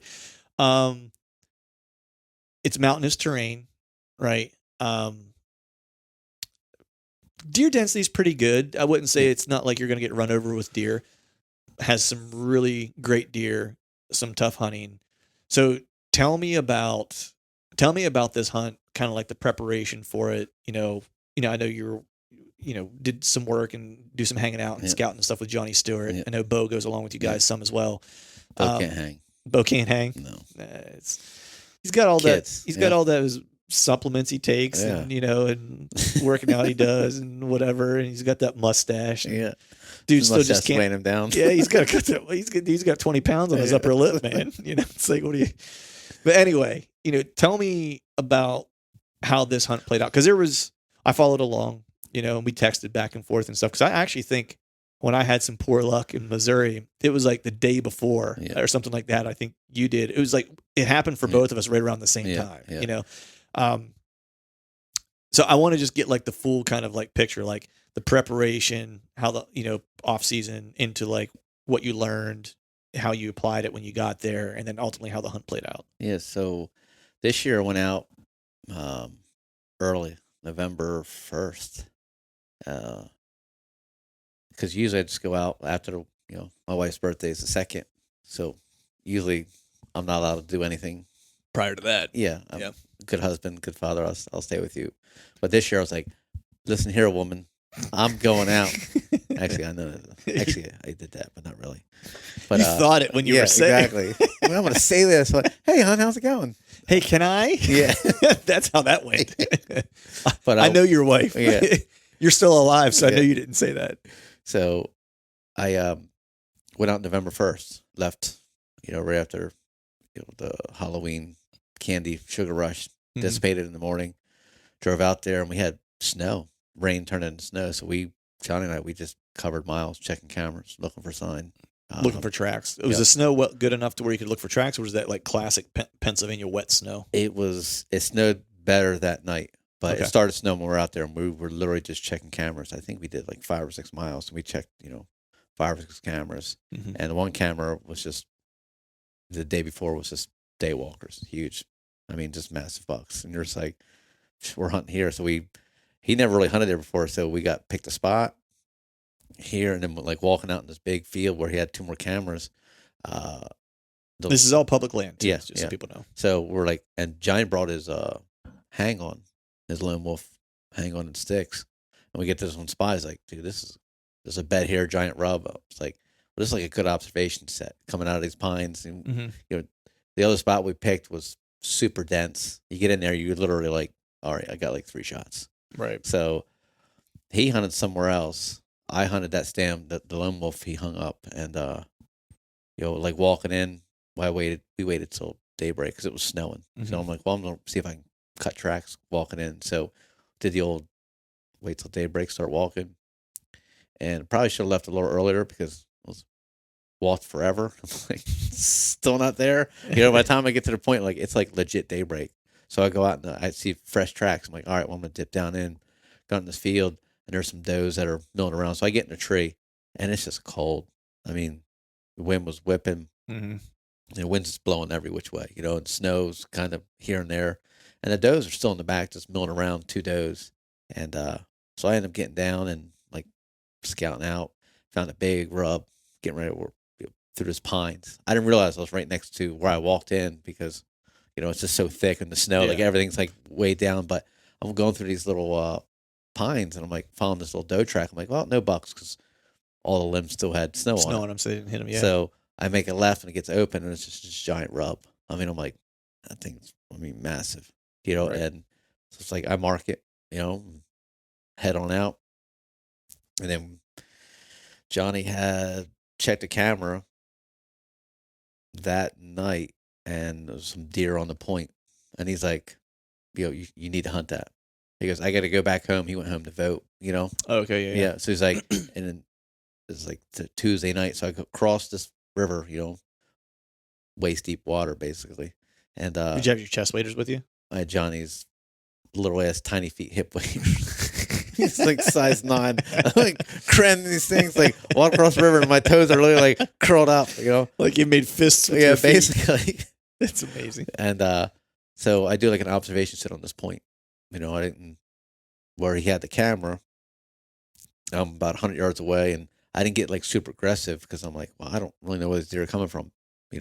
I'm familiar with the other side. I've scouted, walked all around. Like I know that area. I got spots marked. He kind of sent me a waypoint. Here, go here. So I come across, and there's this giant run with the snow, like through the snow. It looks like cattle going up and down it. Right. And it's all oaks. So I get up in the evening, get set up. I can see it. It's going to happen. I'm going to shoot something. I didn't see nothing. Really? Didn't see nothing. So I'm like, oh, this sucks. So I get down there and I'm he's back home. We're texting, and I get up super early, next morning. I was like, I'm getting hit it again. So I cross the creek, get up into the tree, and dude, just deer everywhere. Really? It was like I'm walking in right at daybreak, kind of catch the area where I want to be hunting, so I can snow. I want to catch the trails, any type of movement, and I end up climbing up this tree. I was like, man, this looks pretty good. And funny part about it is that's literally where Johnny was going to sit. He kind of set like a pin, like this is where the camera is, and like, him and I we vibe. He says, all right, you want to go here? You'll see, and like it's just perfect. So I climb up, and I got bucks. One big 6. He's going to be a tank in a few years. Another 8's limping. I had does. Fattest does I've ever seen in PA. These things were like robust. This is what, November 3rd, whatever second. I mean, these things are just round. Looks like they're almost pregnant, both Wow. of them. I'm like, and they're right underneath me. And I'm like, I wish I had a doe tag because I'd shoot that one. Like she was big, Right. but there's so many acorns. They're just eating good. Yep. And it'll be about 9:30. I catch movement behind me, so I kind of swing. I see a doe. I was like, oh, that's cool. And that's a buck. So, and it's a big buck. So I grab my bow. They're at 23 yards, and he's just straight zombified. Mm-hmm. Just not. I'm like, meh, meh, meh. And she's not. And I'm like, yo. How far was he? How fast was he moving? I mean, was he like running, or was he just on like that normal like dead just, like? Yep. The doe's moving, and he's just, staying 20 yards behind her, just Getting where moving. he's going. Yep. And I'm like, meh, meh, meh. He's on top. I'm like, yo. And he finally stops. I'm like, 23 yards. You're dead. Wide, tall, heavy, everything you want in a deer. As soon as the arrow went off, he hits the dirt. I shoot over his back, and I'm like, and he runs off, and he's looking about the doe. He doesn't worry about me. So he's looking at her because she kind of darted off a little bit, and he's looking for her. And I'm like, oh, and I got some trees behind me. Grab another arrow. I figured 30 yards at that point. He starts moving some saplings. I'm like, now or never. And just as I shoot, she takes off. He takes off. Liver. Straight liver. So I'm pretty much almost crying in a tree because I know that sound. That's like the worst sound in the world. He's slightly quartered. I'm like, maybe I got a lung. I don't know, but he kind of ran off a little bit and stopped, and then he starts walking, and he goes with her, and I'm like, this is not happening right now. I was like, so he started just walking like nothing ever happened. Yep. Adrenaline. Yep. So it's like, so we get down and. Well, let's back up for 1 second. Like that at 23 yards, man, I can't believe he ducked that arrow that close. That's crazy, man. He knew, like he's been around the block. He knew what that human sign was. Like what that me screaming at him took him out of zombie mode, and he was like, looked right up at me. So, and like I was on him, and then the shot broke. But I mean, that's not his first rodeo, from that's a smart, that's a deer who's, he dipped and kind of like rolled and went out like downhill. So it was like a drop and like rolling, like fighter pilot technique, He went into like a straight barrel roll. And, so it was just the worst feeling to get down. And so you hit this deer. Yeah. He goes, did he kick anything? Just like that hollow sound. It was just like, yeah. And you're like, and he didn't move. He just kind of took off a little bit, like not like full on, but it wasn't like, when you hit him in the good spot, sweet spot, you're like dead deer, none of that sound. Right. And, so I get the arrow and there's blood everywhere at the point of arrow. I'm like, oh, hair, not belly hair, like mid-high. Still snow on the ground? That spot was, starting to melt because of the sun and everything. Right. So it's like, all right. And I just back out and, we go back at like 7:00 at night. Bo meets up, and Jason, Bo, and Johnny and I, we go out and get the arrow. Because I left it sitting on the ground. It's a little bit of hair. We go up like 15 yards, and blood's just pouring out. We're like, and I've been down this road before, too many times. And Bo was like, "This deer's dead." I'm like, "No, it's not." No, because I just knew because I'm like, I've been down this like shitty shots, and then you get great blood, and it's like, and I think just pour blood for like 100 yards. I mean, great blood, and then literally it was just like, whoosh, gone. And we searched, I don't know, 2 hours after like last flood, and we marked all stuff, like I said, doing the whole breadcrumb trail on the apps and everything. And I went back the next morning. I sat in the same tree because I know if I didn't wake up super early, get over there, I'd probably like, I'm gonna be lazy and come from the top. It's like, just we would do it the same way. So I went over there super early, sat up in a tree, and had that big 6-pointer come through again. Another buck came through, and a couple of does, and I got down, and that last drop of blood was literally the last drop of blood. And I searched, it was 8 miles, something like that. It was something awful, up and down. It's mountain, so I'm literally going up and down and up this draw, go over 20 yards, come down. Like that's great about having GPSs and Onyx and base maps, all these things. Like you can literally just follow your trail. I'm like, all right, and I'm literally just doing everything, checking because it's a gut shot. I'm checking every blowdown in the creek because the draw is starting to get some water pooling. I'm searching everything, nothing. Jeez. Just disappeared. It was awful because it probably would have been my biggest deer. Really? What do you think he was? He was wide, tall, and heavy. Yeah. And I've killed some few nice deer. So like I know what a 120 is. Right. I've got enough of them on the wall. I know what 130 is. Right. And it was bigger than that. Right. And the deer, it was bigger than one I shot and killed. A few days Really? later. Yeah. That was a big deer too. Yeah. He wasn't as heavy as the one I killed, but he was taller and wider. Right. And so who knows what it was, but it's a dead deer. Mother Nature other things will eat it. Yeah. Yeah. Yeah, man, that's tough, dude. I mean, that's, I can of course sympathize, because had a not exact situation, in Missouri. Be truthful, man. It's like that Missouri deer was the first deer I ever lost. Like that's wow. Yeah. And consider yourself lucky. Yeah. So it was yeah, I mean, it was baffling, especially because, whenever I released the arrow, and saw, and like, look, it was classic. Like I felt good. Everything broke well. I watched it hit the deer. You know what I mean? To the point to where it's like, if you watch the tethered film or whatever, I said, like, whenever Zach points to me, I'm like, I saw my arrow sticking out. So it wasn't like I shot, broke, and like lost my shit. You know what I mean? It's like the shot broke. I watched it hit the deer and I knew exactly what happened.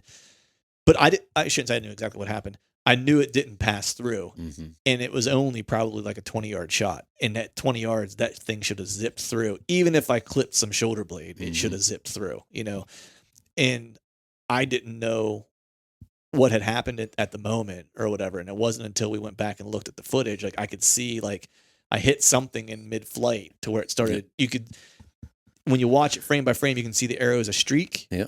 And then whenever you can hear the sound of it clipping something right before it hits the deer, you can see now it looks like there's two arrows. Yeah. And at first I thought I clipped the tree, but I was like, man, I was like, I couldn't have clipped that tree. I was like, because I had enough clearance to make that shot without having to hug that tree. Like, and it wasn't until Zach actually got home and looked at the footage when he was doing the cut up that he actually zoomed in and could see that there was a small branch sticking out. Little arrow fuckers. Dude, I couldn't have hit that thing probably if I tried 100 more times.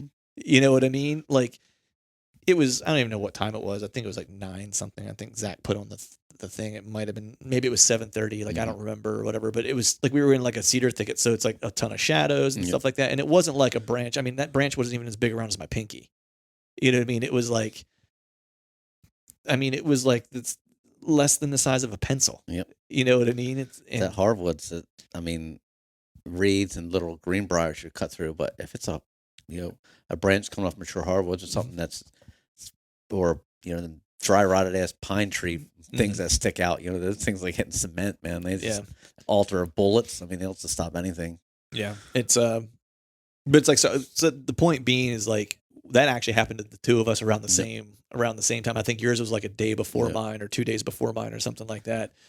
And it's the worst feeling, because it's, I think the deer that I shot probably lived, because going back and looking at it, I mean, I had maybe this much penetration, and then he broke the arrow off right behind the insert. Yeah. So the broadhead in the insert, he broke off, that I'm sure was behind that shoulder blade. And when he ran, it just broke it or whatever, That's a big chunk of meat. If you get underneath that shoulder blade, if it's out, I mean, there's a lot of protection there. You got the breastplate, all that stuff kind of starts forming up at the bottom. I mean, that's a pretty strong part of the animal. Yeah. So totally knew what you were going through, and what heads were you using? Brines? Yeah, I was using day 6 heads, and I've shot my Iowa buck last year with that. And I mean, it zipped right through him. Big body deer. And they said your deflection was, having good arrow flight's important, but when you hit something, your arrow starts teetering. Well, that was the thing. Like, you could see whenever you watched it, I knew. I mean, we searched all through the night and stuff like that. Like, whatever time I shot him, 7:30, whatever. We took a break and let him lay. I didn't even blood trail him to the point that, like, I didn't even know my arrow came out yet. Like, we found like just a little bit of blood and stuff like that, and then we backed out. And because I wasn't confident in the hit, so I was like, let's just leave, give him some time. And then we came back at like, whatever it was, like 11 o'clock or something like that. So we gave him like 4 hours or something like that, roughly. Came back 11:30, and then we basically looked until midnight. Like a good 12 hours of just looking, and then had some friends come in to help look and whatever. But the moment I found that arrow, and when we went back and looked at the footage, and I could literally see my arrow hit not flush, Yep. where my arrow hit sideways, I was like, I'm not finding that deer. Yep. You know what I mean? I was like, it's not going to happen, because you could literally see it go in at an angle, like where it almost like slapped him. Mm-hmm. You know what I mean? But anyway, the difference between my hunt and your hunt was that you had some redemption. Yeah. So let's talk about the redemption. Like, was it the same spot? Like, was the terrain slightly different? Like, what did things kind of look like there? Well, first, let me ask you this: like, how did you kind of get yourself out of that funk? Because I know for me, man, like that was literally the last day in Missouri, so it was actually kind of good, because then I had to drive to another state, and it gave me like a good day and a half just to kind of like not hunt, not have to grind, just whatever. Well, it's therapeutic, it's when you can talk about it. Like I did that little Instagram story.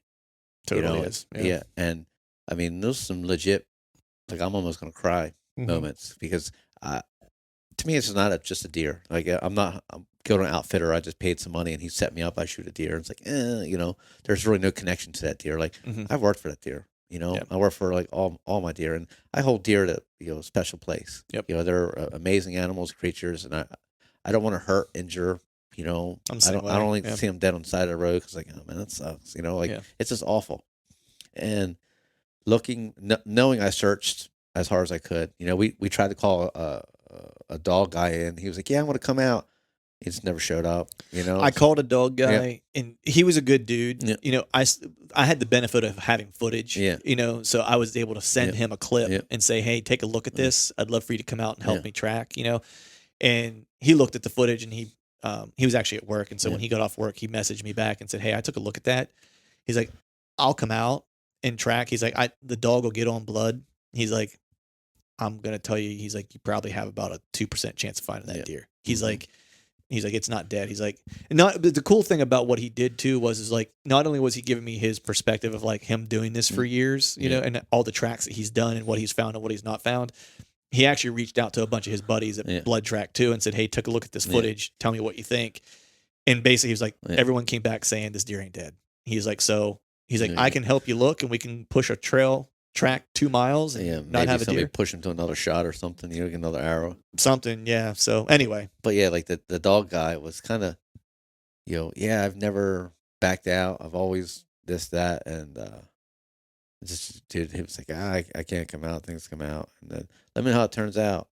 So expecting a dog, if we probably had a tracker, we'd probably found that deer. Right. Absolutely.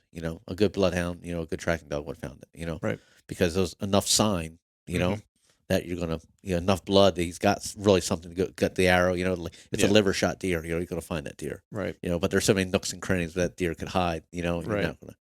But knowing other guys gave what they had, I gave what they had, and I've been doing this 30 years. I've tracked deer, I've lost deer. So I've had some practice losing deer. I don't really necessarily like it.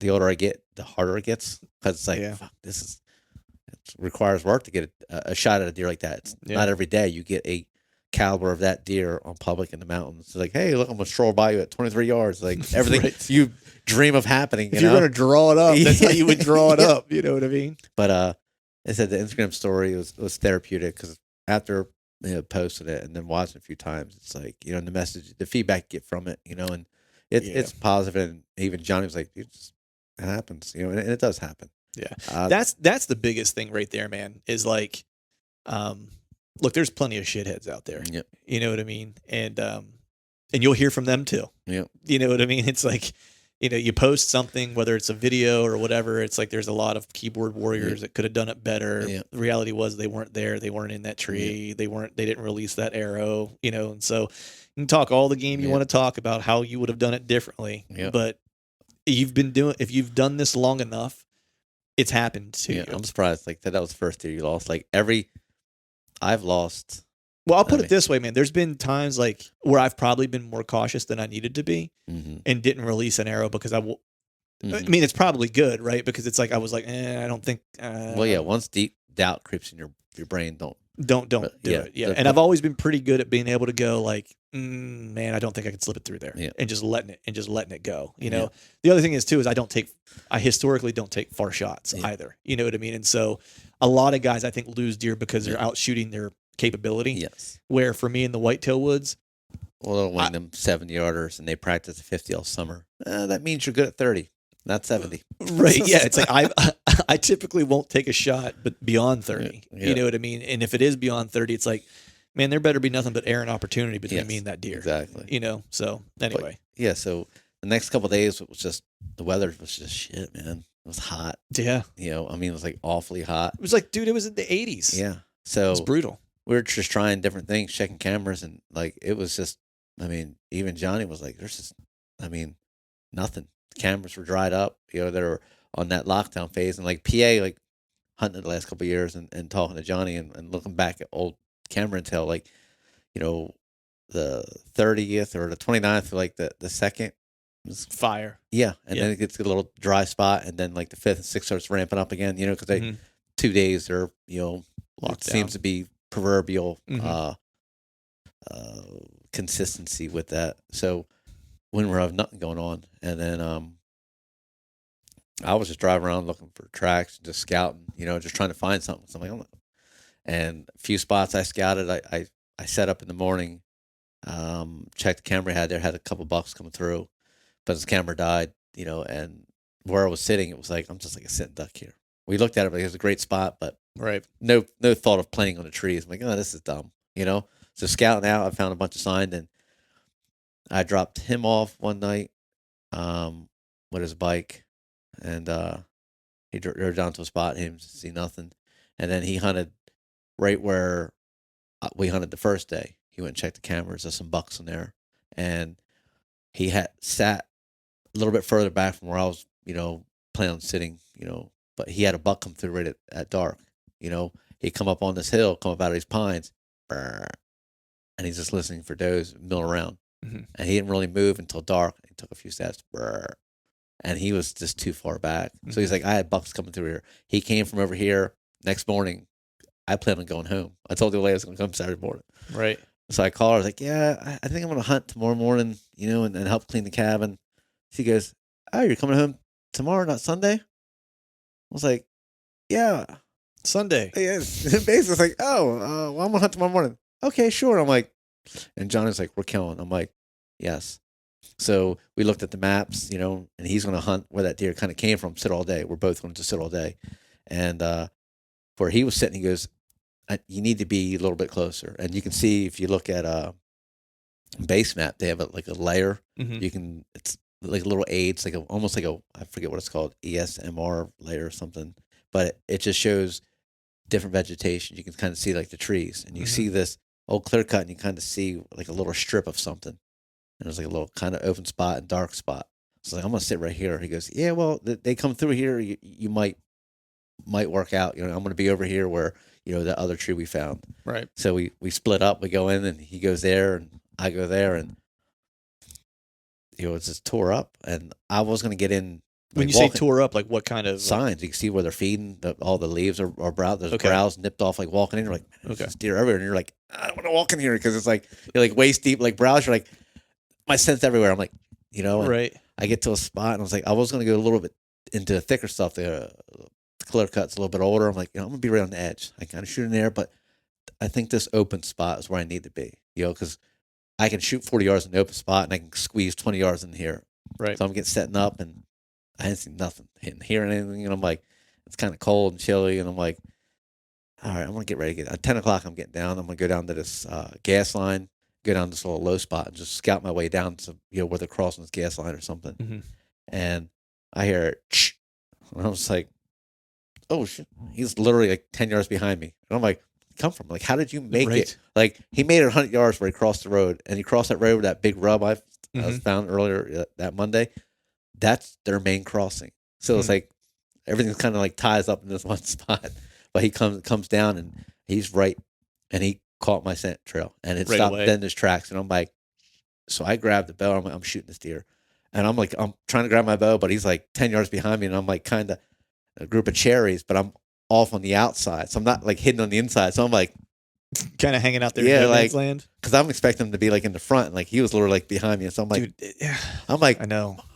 and like he darts off. I grab the bow and I like pull back, and he starts running this way, and I'm like, come on. You And thought I it had- was over at that point? yeah, basically. And then I had some calming sent out, Mhm. and he caught a whiff of that and came back. Like he was looking back and forth, back and forth. Really? Yeah, and that scent, because it's like I smell human, I smell danger, but I also smell women. So like he's Right. at that point, like, and it's that time's going to break open. It's a week before their peak rut. Like they're on Right. their feet, and he comes back, and he's darting all over. Meanwhile, like I'm at full draw, and it's like, plug to the saddle. It allowed me to stay at full draw and swing around the tree. Because I first, pull back. I'm, viewers can't see what I'm doing, but I wish they could. yeah.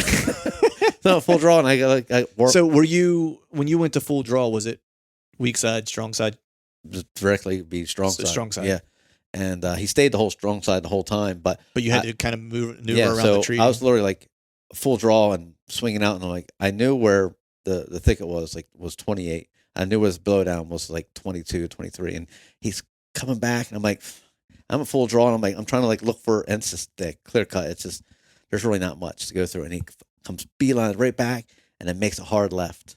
Yeah, his hard left, and he stops, and I can see his antlers, and he's like back and forth. He smells me, but he also smells like, the does that are in the area, and plus the calming scent I stuff had out, and I could see the tip of his ass, his tail, and his nose, and then I literally had to shoot through these two little trees. So it's either I'm hitting this tree or I'm hitting the deer in the kill shot. There's no like wounding this deer. It's like Right. It's like I'm gonna either shoot under his nose if I pull hard right, pull hard left. I'm gonna like shoot his tail. So it's like, and I'm just like leaning back, and everything I had, I was like, this deer's smoked. It was like I am not. What was the distance? 23. 20 again. Yeah, and maybe 24, but it's that same ballpark, and is and we talked to Johnny like the night before. I was like, if I see him, I'm killing it. There's just I'm not going home empty handed this trip. Right. I'm hunting all day Saturday. I'm killing something. I'm bringing the antlers home, and the whole time I'm on that deer, it's like, you're dead, dead, dead, dead, dead. There's no doubt in my mind. Like, hopefully I seen the little opening. I'm like, all Got day. this. Yep. And an arrow hit, released, and just instant blood. I shoot, a 4-blade fixed head, the Radical Archery design. It's a big 1 3/16 cut head. It's a pretty good size. I mean, as soon as it hit, it was like blood just pours out. I'm just like, Done. and he just took off. I mean, didn't dunk kick, just took off. And I'm just watching blood just pour out of him. Pass through. And it's just, yeah. And you just hear crash, bang, bang. When any deer is running through a blowdown, Mhm. It's dead. Yeah. They're not going around, like he's going through blowdowns, and then it was like one loud boom. And Hit I'm the like, ground. and you never know because you're like, he's dead. Maybe he's not Maybe dead. he's not dead. Yeah, You start second guessing. Like you start like yeah. yeah. It So- happens with me every time. It's like even when the arrow's like perfectly placed, it's like I get fired up like right away. I'm always like, oh, I killed that deer, And then like 30 seconds, I'm like, oh man, I don't know about that shot. Yeah, You know what I mean? I start like immediately second guessing myself. And it said recovering, said from losing that deer to that deer, like get back on that topic. The best way to do it is, get back on the horse. Yeah. You can't let doubt creep in. Yeah. I should have did this. Like that deer I lost, I wouldn't change one thing. Yeah. Like he lunged for it when the doe took off. I did everything I could do beyond that shot. Yep. I wouldn't take that shot back. I'd take that shot. Even if it wasn't the best in my mind, I still had to tell myself I wouldn't change one thing. Because you say on a bad shot, I would change this. You're planting that seed, and you're like, I'm gonna water it from time to time, and that little bit of doubt, like, Dude, that's a good point, man, because that the one that I lost, it was the same thing. It's like I look, because I mean, believe me, especially when you have footage, you can watch. Well, rewind all that stuff. and I've watched it a million times. You know what I mean? Like I've replayed it over and over. It was in my phone. I probably watched it no less than 200 times over the course of 2 days. You know what I mean? Because I didn't know that little branch was there yet. So I was just like, I'm like, I can't believe I clipped that tree. Like, how the hell did that happen? And I just, every time I would look at it, I'm like, I don't know what happened, but that arrow was going to pinwheel him. Yep. You know what I mean? I'm like, I take that shot 100 times out of 100 times, and I'll make that Yeah. 99 times out of 100. Yeah. You know what I mean? Like there's no reason why. And then I find out why. Yeah. You know what I mean? Like, And that's too. I think a lot of people they'll focus on that negative part of that. Like things I take from, I had that deer at 23 yards. You know, well, he dropped, so I pretty much shot over his back, and I got another arrow in him, like a chance to shoot at him. You know, would I wish I didn't another arrow? Yeah, sometimes, because I don't want that deer to die, and not right. have a, but the pin was on him, the shot broke clean, like everything was good, but the rut hunting it's a difficult time of year to be a bow hunter. Yeah. Because 100%. we're not shooting, 900 feet per second or whatever rifle bullets, or I don't even know how fast they go, but deer drop, they jump arrows, they move, even with guns they do it. It happens. Yeah. But well, especially that time of year, because their movements and intent are not always their own, if that makes sense, right? Like they're being led around a little bit by a doe or by a scent or whatever the case is, right? And I can see why people fall in love with the rut hunting. Oh, you see deer. Yeah. Well, not just zombie fight. Like I could have been doing jumping jacks and tree. That deer could carry. I could have been on the ground, doing the worm. Well, it's like the one almost ran me over. Yeah. Like he had no clue I was there. Like he looked. I saw his eyes. Yeah. Like you know what I mean? We like, had a moment there. That's how close I was. The doe saw me, and she moved. Yeah. He would have ran straight through me had she not moved. Mm-hmm. You know what I mean? Because he did not care. He did zombie, not. Man. She saw me when she was running, and you could see her eyes got like this big, and she just like dodged like to the. I guess it would have been to her right, away from me. He came running, looked straight at me, nose still on the ground, and had no clue that I was there. Not only did he have no clue, he should have grabbed his antler. I could have rodeoed him, man. I could have totally rodeoed him. Hey, Chad, this is how you do it. Did you see that video of that dude wrestling that deer? Like he shot him, went up on him, and and like ended up having to wrestle him. There was a guy from Michigan, I think, that the Exodus boys did a cribs with. That did the same thing, like spent like, I don't know, I'm going to say 30 minutes, but I don't know if it was 30 minutes or not. But he went up on a deer that he thought he had killed. When he got there, the deer got up and he was like, I'm not losing this deer, and grabbed his antlers and ended up wrestling him, for like however long until he could finally kill him or whatever. I mean, the deer could have killed him. You know what I mean? Gored him. That's adrenaline. I'm going to take this deer out. Yeah, I love deer hunting, but I ain't trying to like wrestle him. You know what I mean? It's like if he's going to run away, I'll try to put another arrow in him or like catch up to him and kill him again later, or try to kill him again later. I'm not trying to wrestle a deer with like knives, an animal with knives on top of their head. When I walked up mine, like I got down and just blood was everywhere. The arrow was perfect color. I mean, just blood on trees, like 3 or 4 foot high, and walking out, it gets real open. Well, same thing. It's like tall grass. I'm like, man, this blood's getting sparse, and I was like, here we go. I was like, I know I heard it fall, but then like the blood was like, but it was just he's starting to spray out of his mouth at that point. So it's like it's atomized. So it's like it's there, but you really have to look for it. And I'm like, I heard it fall. I just want to see the deer. And like I'm walking in, there's like all these blowdowns. So it's like grass giant blowdowns. So I'm like looking, and I'm like, and kind of like look up, and I'm actually like talking into my phone. I was like, I don't believe this is happening. And I kind of step over, blow down, and it's like my face just goes, let's make this weird noise. I'm like, I couldn't even, my face expression and noise was so weird. It's like, I just delete that, because it's like, oh my goodness, get rid of that thing. That is just like, it's just awful. But it's like the, joy, and I run up on it, at the same time, like I felt like it had to be in a sense of relief too. Yeah. I find him at the same time. I was like, man, this is great.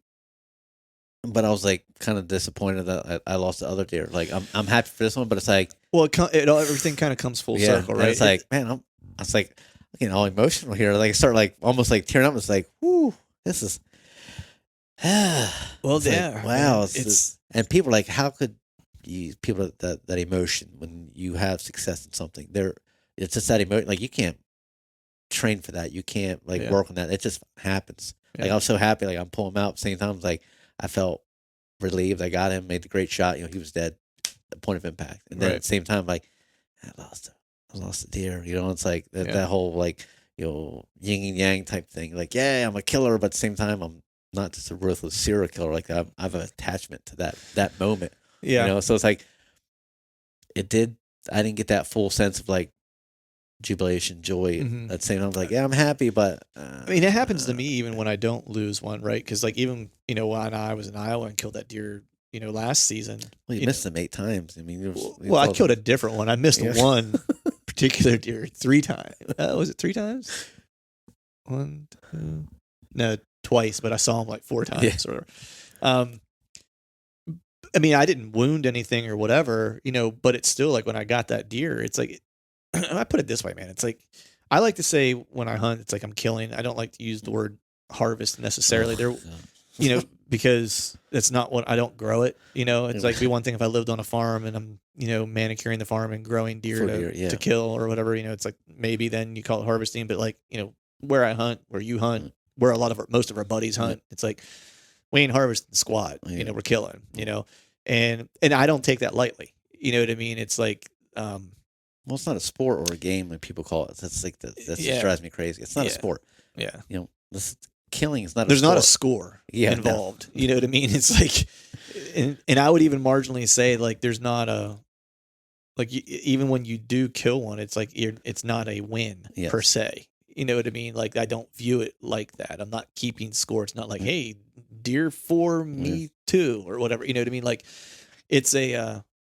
I always like people that ask me about it that don't hunt, like say like at work or whatever. The way I kind of explain it to them, so they have an appreciation for it. And it's funny because I'm watching this TV show now that's about this, but it's like playing 3D chess is kind of like how I explain it to people. And I'm watching this TV show about this person who was a prodigy at playing chess when she was like super young or whatever. And because it's like, and you'll hear people say, and it's a term that gets thrown around a lot that I think people say because they think it's what they should say and it makes them seem or feel like they are this, chest pound great hunter, this, that, the other. But it's like, it's truly like to be great at chess is similar to wanting to be great at deer hunting or bow hunting is the process of it. You know what I mean? And that's why I think it's as emotional as it is because like what you have to invest to have that brief moment of, I don't even want to say joy, maybe brief moment of achievement. And that's all it is the brief moment, because that brief moment and that one time where you found success does not guarantee it will ever happen again. You know what I mean? And it's not necessarily even that whatever you did in order to get there for that success isn't necessarily repeatable. Mm-hmm. It's not like, oh, if I just continue to do these things over and over again, I'll have a similar outcome. Yeah. No, you can take some certain things that you've done well that have, put you in a position to potentially have success, but it's not like, oh, if I just do these types of workouts, I'll get stronger. Yes. It's not that. It's that it's constantly changing. It's constantly evolving. The land changes. The deer have different influences every day, every moment, every whatever. And so it really is a process, kind of like chess. There are a lot of plays in chess to be played, right? Certain types of moves, certain types of traps you can set and stuff like that. But it's all fluid and dynamic because you're playing with another person who is a thinking person, a human being who's going to have their own perspective of like how they're going to adapt to you. Yes. Right. Deer are the same way, right? Yes. It's like I can try to lay the best laid plan in a trap, but ultimately there's a lot of things that have to line up, even if I do all the things that are right in order for me to put that deer on the ground. Yeah. Too many variables that are accountable. You can just do your best, like, and that's, I tell people this all the time. If you're hunting the way you did 2 or 3 years ago, you're already behind the game. Even how you hunted last year, you're behind the game. If your game isn't evolving, mental game, physical game, and your planning game, you're always going to be behind this deer. These deer are 365. Yeah. We are even the most diligent deer hunter. Part-time is generous. Yeah, even. It is part-time. Especially, I definitely don't scout like I used to. And my success in the killing part of things shows. Like I became a family man. It was like, like instant nosedive, like straight swan dive, because you have to pick and choose, like family or hunting.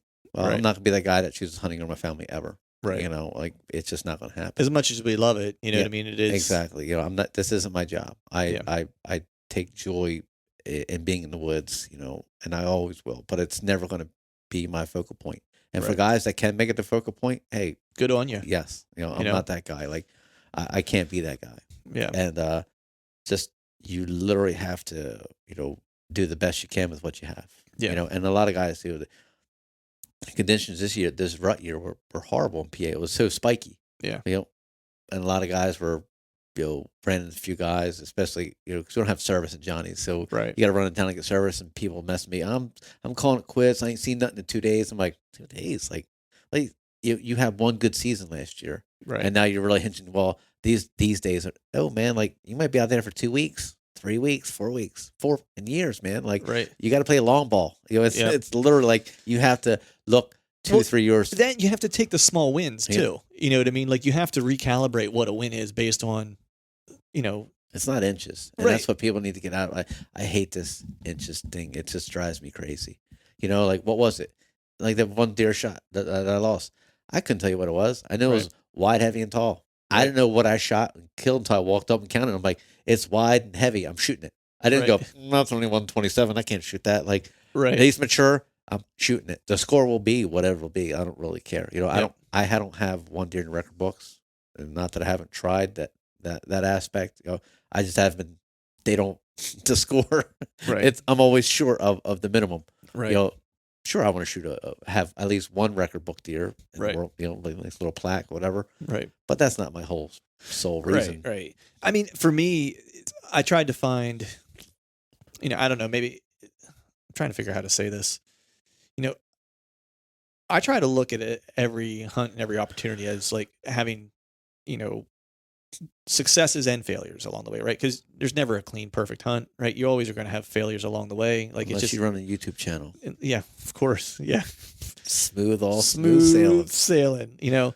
And for me, it's like, you know, I hit that deer on the last day of the Missouri hunt, right? And so feasibly I was leaving and knew when we went out that morning to hunt. I mean, I felt good about where we were going to hunt because we had seen really great sign. That was where we had seen that really big deer. It just felt like it was too right to not work. But I'd already kind of recognized like, hey, there's a pretty good chance I'm probably going to get home with this tag in my pocket, you know? And there was extra added kind of, I don't want to say pressure, but like, you know, it was all being filmed. Yeah. You know what I mean? It's like, it's the first time I ever had someone filming me, you know what I mean? And there's a little weirdness with that because you can't do your normal thing. Well, you're doing your normal thing, but like it's all out there for the world to see how you do it. You know what I mean? And like how you hunt. You know what I mean? Now, granted, it's edited together, so it's like you don't see every moment of it, but you get an idea of like how someone does things or whatever. And like if someone's following you around with a camera and you for a week and you can't even find deer, like that's bad. You know what I mean? So see, I'm used to that. So I'm like, oh, this is welcome to my life. Right. Well, no, I know, right? Because it's like it's happened to me. It's like the cameraman's like, can you find deer? Oh, this is what I do. This is what I do. I just wander. You know what I mean? It's like, but you know, the success for me in this trip was, you know, because I'm still at that point, I think, in my hunting journey. I hate when people call it a career because I don't get paid to do that. Is still in part, and maybe we're all there to a certain degree, but like in part is still like proving to myself that I know what I'm doing. I belong. Right. And it's not necessarily belonging per se, but it's like continually to prove to myself that like I'm getting better, I'm growing, I'm learning more, you know, because you know, I'll just be honest with you, man. It's like I got some friends like you know, Chad, Dan, you know, guys who I look at and I'm like, man, like these dudes, they know what's up. Like they get after it, you know, and or Johnny, you know, that are really good hunters. I would say Bo, but not until he cuts that mustache off. You know, not until he cuts that thing off. I'm not adding him to that. No, but Bo, you know, it's just like the group that we all kind of hang with and stuff like that. That are some like really great hunters, and I personally don't think that I can hold a candle to any of those guys. You know, and so for me, you know, I try to find like small like wins for myself along the way, and I love traveling and hunting out of state. You know, and so for me, it's like seems to be what you're better at than your home state. It is. It's the weirdest thing, Your, man. your It's home like state, you're just like smothering yourself, like it's almost like the pressure. You can't see him, but like he's like strangling something, Yes. and that's kind of like. And I started recognizing that I feel like, when you go out of state too. when I go out of state, it's like I'm flying by the seat of my pants. I don't have a plan. You don't overthink it. Because I usually like Missouri, never went to scout. And that was I was just getting to that to where it's like, for me, the success was I never scouted it. I only ever looked at the map. I hunted 3 different pieces that were all an hour and a half away from each other that were completely different in terrain. And I found deer within 2 days on each piece and had an encounter with a shooter 3 different occasions. Now, was only able to release 1 arrow. You know what I mean? But I saw 4 deer in 7 days that were shooter caliber, that were within bow range, that were either just moving too fast, couldn't get stopped, or whatever the case was. Yeah, and my out of state because I was super rigid, even around here. When I shoot my deer, I'm sitting in a specific tree, hunting a specific bed in New Jersey in the mountains. Very rigid, not much room for error. I'm hunting this bed or this bedding location. I'm not hunting anywhere else. I'm just beelining right to there. When I would go out of state, I would be too rigid. Right there, I'm like, I got to be right here. This is it, and I start walking past good stuff. Yeah, and not paying attention. It's like, hey, just so blinded to that one spot that it has to happen here. So that's the problem that I have in Pennsylvania, right? Yeah. When I go out of state, and I've said this in the past, and I've tried to do this in Pennsylvania, but I say often, when I go out of state, I do like to scout a little bit because I like to know like what areas I need to be in, like from historical sign or whatever, right? Or I have a couple trail cameras up, and I'll know that there's decent deer that I want to chase in a particular area, right? But like Missouri or last year in Iowa or whatever, it's like I had very little plan because I was hunting spots where I had never been before. And so the only thing I had to go off of was what I was literally seeing in front of me at that moment, and whether or not I thought there was anything better somewhere else. And in most of those states, I'm going to have encounters with deer that are probably, on average, better than the ones I would have encounters with in Pennsylvania and be willing to shoot. So I don't walk past a lot of sign when I'm out of state in those places. Also, too, for me, out of states, I hunt bigger parcels. Yeah, me too. So I think, but like Jersey, some of the small pieces, like you really have to be specific. Like, all right, well, I only got 150 acres. I can't really go walk about on 150 because you're gonna push everything off. Yeah. So they're, and I think there's a few spots. Then I'm also we're both dealing with a lot of pressure too. And the benefit of doing the scouting on some of these pieces, like that one spot, so I know where I had that big deer. I know part of what screwed me was that I knew where he was at relatively consistently, where I wouldn't hunt him anywhere else other than like a spot, because I knew that he was showing up there.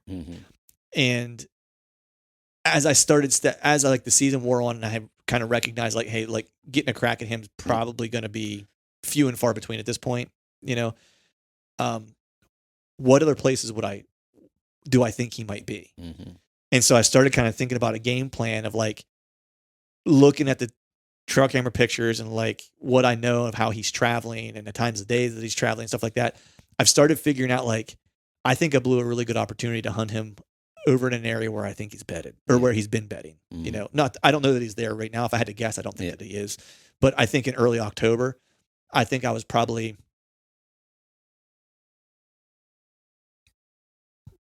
tops 300 yards, 250, 300 yards from his bed is what I would guess. And I never once stepped foot in that area during the season.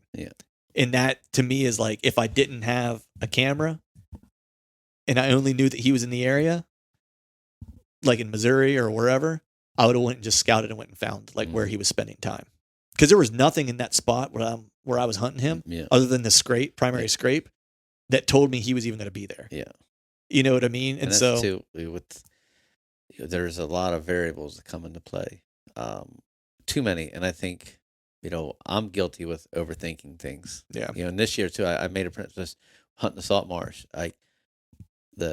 The trail cameras were negligent, like were awful, but I still gave it effort. I still went, look, well, maybe they're not in the woods here. Or maybe they're just skirting the cameras. I really did like giant loops, and it was literally like dead. I hunted like twice. I ain't seen nothing. So I went like walkabout. I'm like, this whole place is ghost town.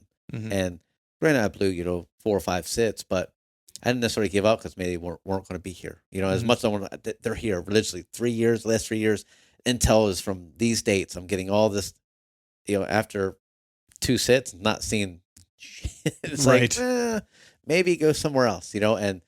And just going to find out like so I won't go back there.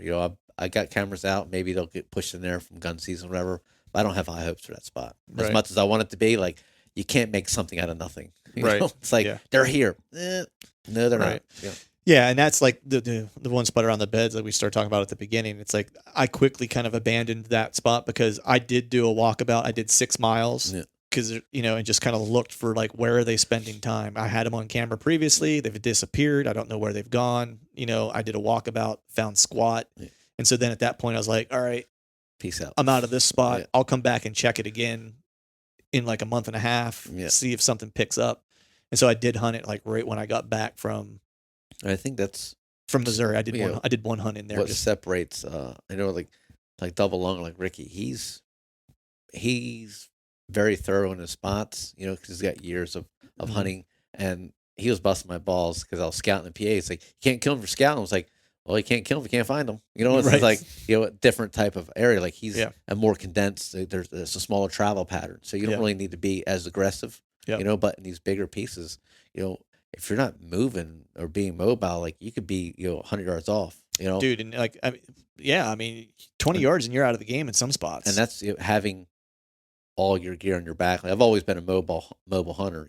From the beginning, I've always had success. It was when I was mobile. And when I started killing my big deer, I was like super rich. I needed this tree, so I've kind of combined like the two. It's like, and I feel a lot more like this year. I felt more natural going in the woods. Right. I wasn't so rigid. But the quick New Jersey story. When I killed my buck, the bed I was going to that night I killed him. I went and pulled that camera. The only big deer I got on camera was literally coming right down the trail area where I would have been setting up on. Are you serious? And I was like, what are the odds of that? That's the only day that I got a decent buck on that camera. That's it. It was that night. I'm like, well, look at that. Yeah, and it's like I'm happy with the deer I killed, but at the same time, you're like, there's 130, 140 inches, and it's like, and I got one picture of it, and that was it. It was that day I killed my buck. You're like, oh, I'm not even like at the same time. I was like, I just laughed it off, like, oh, right. I mean, what else can you do? Yeah, but it's like, It's wow. And I wouldn't trade it because I got to see that fight. I seen all that. well, that's like, just the thing, man. It's Yeah, like so it's like I traded that. I'm always a big experienced guy. Chase those moments, not those inches. Like having those deer go at it. It's like I'll remember that forever. Yeah. I got 130 in the wall. Like, it's like Yep. yeah, cool. Yeah, look at me. I killed 130. I literally seen a battle royale Right. on my street. It's like right. Way cooler. Sorry, it's like, And you saw it in a place where it doesn't typically get Yeah. seen. Mhm. You know what I mean? It's like it's one thing if you see that in like Texas somewhere where it's like you touch 2 antlers together and they just come running. Yeah, and that was the spot too. Like there's never. I'm gonna be in this tree here. It was literally like, where can I get up? Where can I get up? All right, that tree's awful, but it's literally the only tree, and it's like a 30-degree lean. Right. Yeah, man. It's been a strange season. I think right now we're gonna hit pause and take a pee break, and then we'll come 2 back. hours. Yeah. Yeah, we're getting in there, man. So I figure we'll do that, and then we'll come back. We'll talk a little bit about late season, some loose plans for next year. Yes. All right, folks, that is a wrap for today's show. I'd like to thank all of you for listening. If you haven't yet, please head over to iTunes and leave us a 5-star rating, and be sure to subscribe to the podcast. And hell, while you're at it, head over to YouTube and give us a sub there as well. I'd be super appreciative if you do those couple things for me. And before I shut this thing down, I need to give a big shout out to our partners who continue to help us make this podcast possible. Tethered, Exodus Outdoor Gear, Skull Brew Coffee Company, and Maven Optics. And until next time, we'll see y'all.